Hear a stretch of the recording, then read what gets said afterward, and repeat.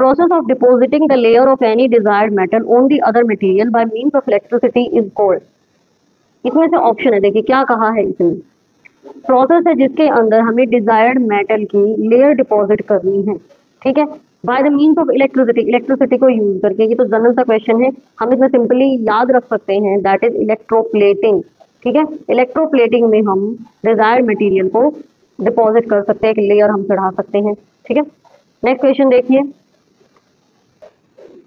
बिंदु a class 8 student place a piece of burning wood और coal on an iron plate और pan.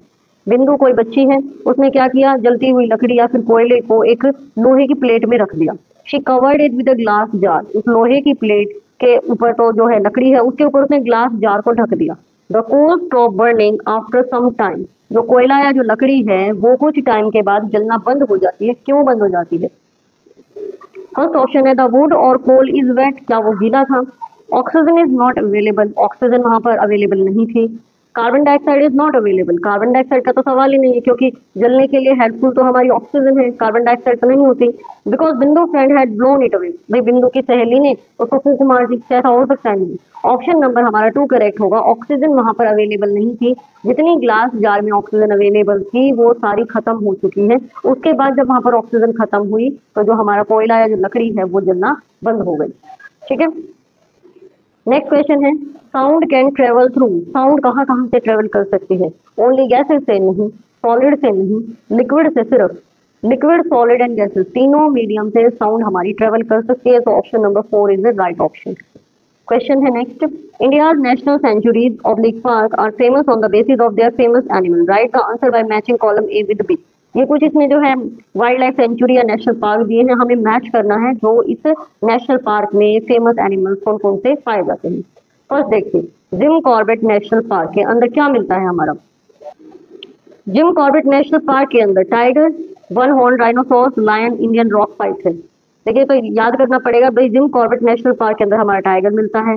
Next है भद्रा wild life sanctuary, भद्रा wild life sanctuary में क्या मिलता है ये लर्न करना है आपको। इंडियन रॉक पाइथन, ये अजगर के लिए फेमस है, इंडियन रॉक पाइथन के लिए।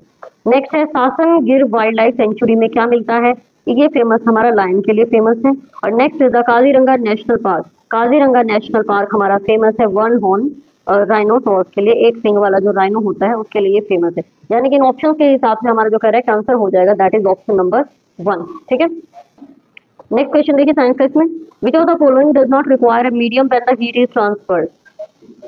इन चारों में से कौन सा ऐसा है जिसको मीडियम की जरूरत नहीं होती जब हीट ट्रांसफर होती है?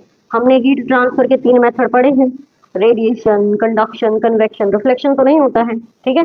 यानी कि इन तीनों में से आंसर है हमारा, कौन सा नहीं है जिसको मीडियम की जरूरत नहीं होती है? बहुत ही आसान है, ये हमारा रेडिएशन, विकिरण।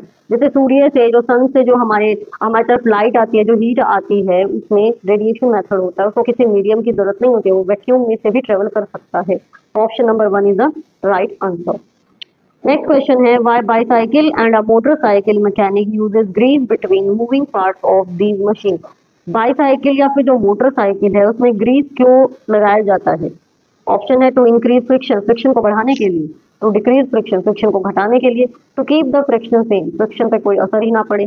There is no scientific concept of this side, कोई साइंटिफिक कॉन्सेप्ट ही नहीं, तो इसका क्या आंसर होना चाहिए? देखिए फ्रिक्शन को तो इंक्रीज करने के लिए तो नहीं होगा, भाई हम ग्रीस डाल रहे हैं, ग्रीस उसमें क्या होगा, उसके बीच में फ्रिक्शन को डिक्रीज करता है हमेशा। तो option number 2 is the right option for this question, ठीक है। नेक्स्ट क्वेश्चन देखिए,